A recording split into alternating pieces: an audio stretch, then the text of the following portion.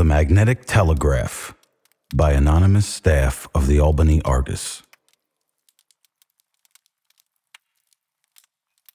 The magnetic telegraph, its contemplated extension, its national importance. The contemplated extension of the magnetic telegraph by private enterprise from New York to Boston may be hailed as a stride in the march of intelligence of no ordinary importance.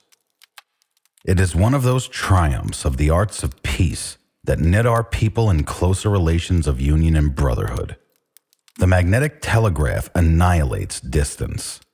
So complete is this annihilation that the newspapers at Baltimore have made arrangements to report the proceedings of Congress by telegraph, so as to have the intelligence from the capital 40 miles distant as soon even as the Washington papers. A like effect will happen when the line is established between New York and Boston. The news from Europe brought by the Boston packet will be known in New York, 220 miles distant, as soon as it is in Boston.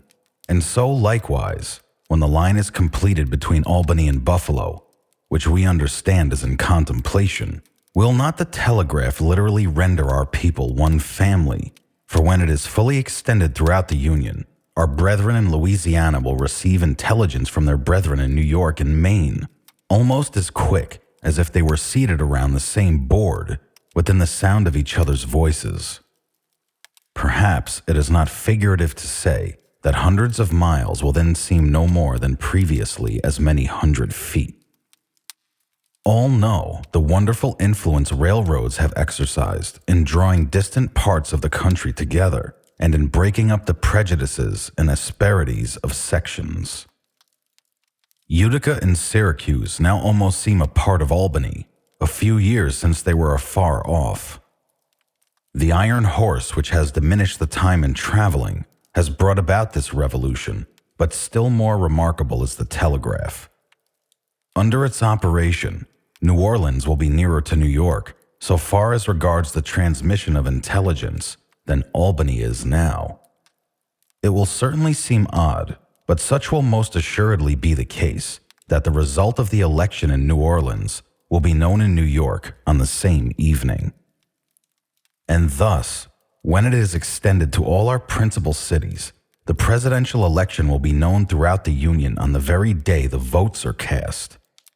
This magical transmission of intelligence would relieve the anxieties, the doubts, and the labors of thousands who now fritter away their time weeks after the election in ascertaining the result in other states.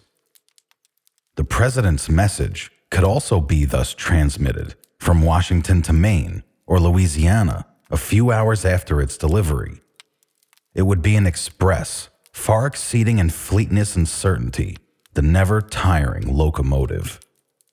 It is impossible to enter into a tithe of the results which will flow from the adoption of this wonderful agent. Good must come of it, that is certain.